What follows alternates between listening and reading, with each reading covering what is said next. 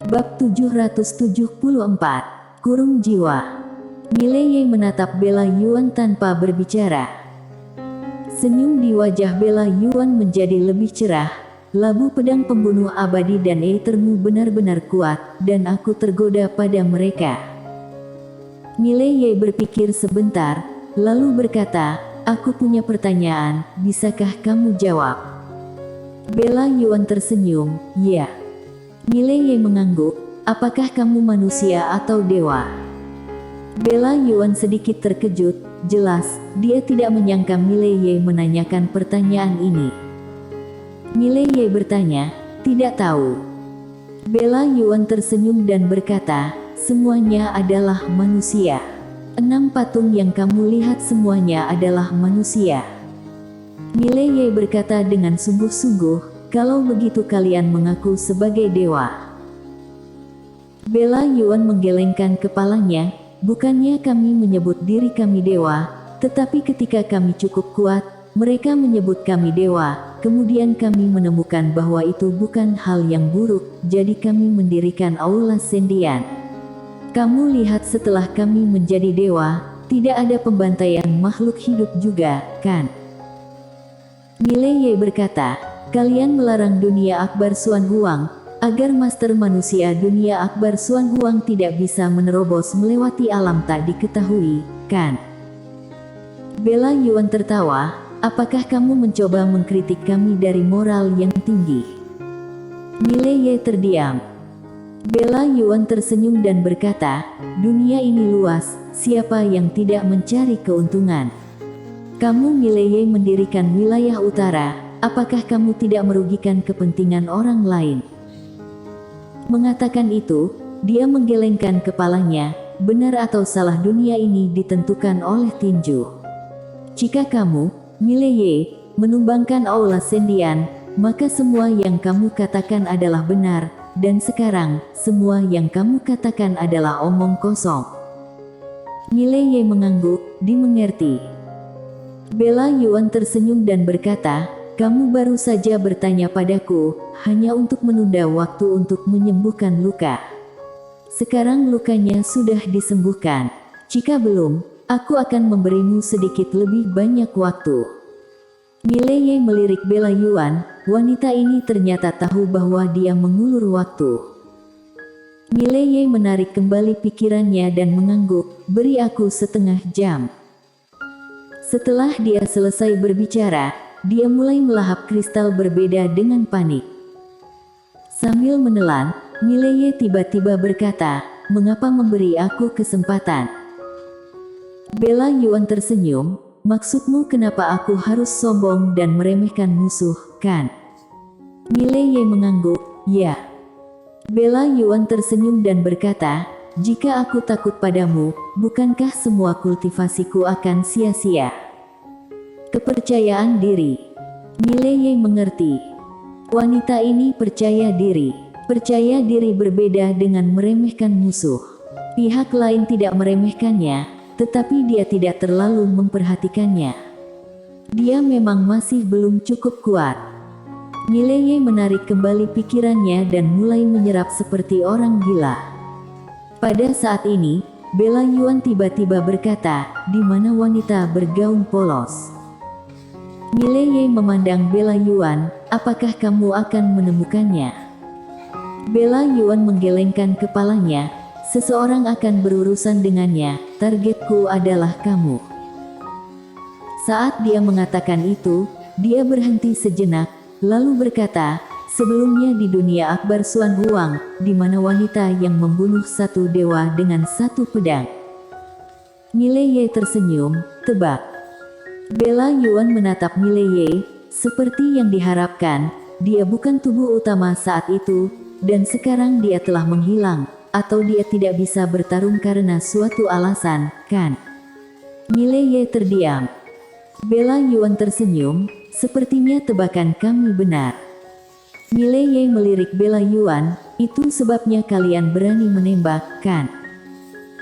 Bella Yuan berbisik, "Aku harus mengatakan, orang-orang di belakang kamu memang sangat kuat, dan kami sangat takut." Mengatakan itu, dia memandang Mileye. Jika bukan karena harta karun tertinggi 5 dimensi itu sangat penting bagi kami tidak ingin bermusuhan denganmu.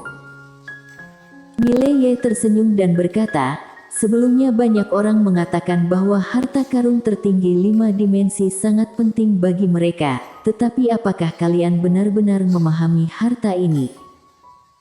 Bela Yuan menggelengkan kepalanya. Kamu tidak tahu tentang langit dua dunia, di sana, itu sangat tragis. Langit dua dunia. Mileye terdiam. Dia mendengar Julius Guan berkata bahwa itu adalah tempat di mana tak terhitung master alam semesta dimensi 4 berkumpul. Orang-orang ini hanya memiliki satu tujuan, pergi ke 5 dimensi. Dan kini, ada jalan pintas menuju alam semesta 5 dimensi, yaitu menara penjara alam. Tidak diragukan bahwa ini akan membuat orang-orang ini gila. Mileye telah meramalkan bahwa Aula Sendian bukanlah yang pertama dan tidak akan menjadi yang terakhir mengganggunya. Bela Yuan tersenyum tiba-tiba, seharusnya sudah lumayan. Mileye berdiri, dia menatap Bela Yuan. Yang terakhir tersenyum, kamu hanya punya satu kesempatan. Mileye mengangguk, matanya perlahan tertutup, dan dia menggumamkan sesuatu di mulutnya.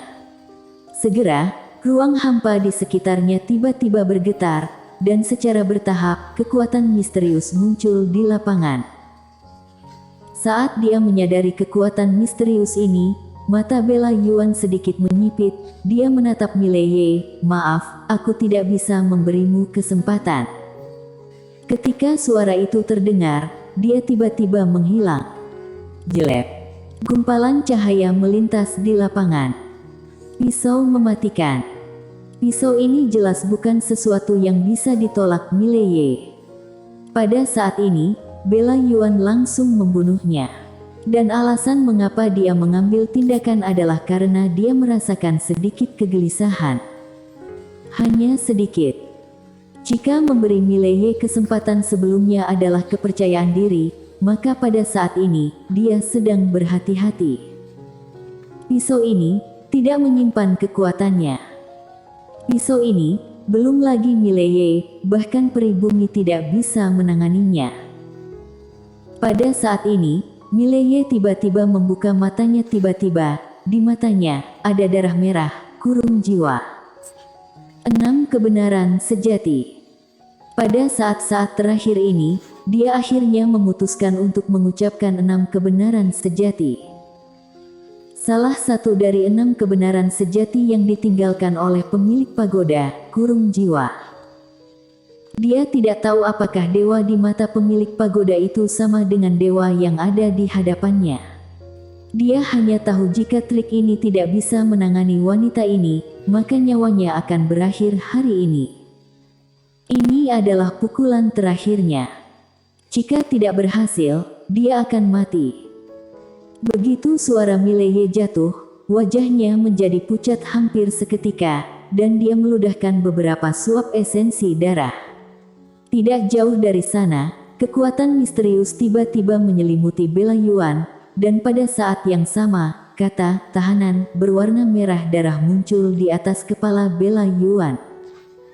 Pada saat ini, Bela Yuan langsung terkunci di tempatnya. Setelah Bela Yuan dilumpuhkan, dia ingin mengerahkan kekuatannya, tetapi pada saat ini, dia ngeri menemukan bahwa dia tidak dapat memobilisasi kekuatan sama sekali. Mata Bela Yuan penuh dengan ketidakpercayaan, kekuatan supernatural macam apa kamu? Melihat adegan ini, Mileye sangat gembira, trik ini berhasil. Dia akan tak terkalahkan mulai sekarang. Dan pada saat ini, kata tahanan berwarna merah darah di atas kepala Bela Yuan tiba-tiba meredup.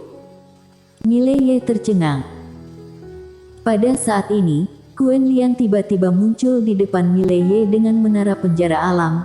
Dia berkata dengan sungguh-sungguh, wanita ini terlalu kuat, kamu tidak dapat menggunakan 6 kebenaran sejati ini untuk membawanya ke menara penjara alam. Kamu juga tidak bisa menyimpannya langsung ke menara penjara alam, pergi dulu.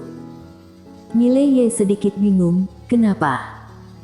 Quen Lian berkata, karena kamu hanya menggunakan kurang dari 30% dari kekuatan 6 kebenaran sejati. Apalagi 6 kebenaran sejati kamu tidak lengkap. Mileye berkata dengan sungguh-sungguh, kalau begitu aku akan berurusan dengannya dulu. Setelah dia selesai berbicara, dia langsung menebas ke arah Bella Yuan itu dengan pedang. Namun, dia dihentikan oleh Quen Lian. Quen Lian menatap Mileye dan transmisi suara energi misteri, pedangmu ini jika tidak dapat membunuhnya, kamu akan mati, karena pedangmu akan menghancurkan kekuatan hukum 6 kebenaran sejati, dan sekarang, dengan kekuatanmu, akan sulit untuk membunuhnya sama sekali, bahkan jika dia berdiri diam, mengerti? Mileye bertanya, simpan di menara. Quen Lian bertanya balik, lalu apa? Bagaimana kamu menghadapinya? Apakah kamu mampu melawannya? Mileye. Quen Lian berkata dengan sungguh-sungguh, ayo pergi dulu. Kamu sangat lemah sekarang dan butuh penyembuhan. Mileye menatap Bella Yuan, tunggu sebentar. Setelah dia selesai berbicara, dia berjalan ke Bella Yuan, ingat, aku melepaskanmu hari ini. Kamu harus membalas kebaikanku di masa depan, jika tidak, kamu akan kehilangan statusmu. Mengerti? Bella Yuan memandang Mileye dan tidak berbicara. Mileye melirik Bella Yuan, berbalik dan pergi. Tidak berdamai. Sangat tidak senang. Dia benar-benar ingin membunuh lawan dengan satu pedang, tetapi kekuatannya tidak memungkinkan. Ini adalah kesenjangan kekuatan. Bahkan jika orang berdiri diam, dia tidak mampu membunuhnya. Tercekik. Dia tidak pernah begitu tercekik. Setelah beberapa saat, Mileye dan Quen Lian dengan cepat menghilang tidak jauh. Di tempat, wajah Bella Yuan jelek sampai ekstrim. Bersambung.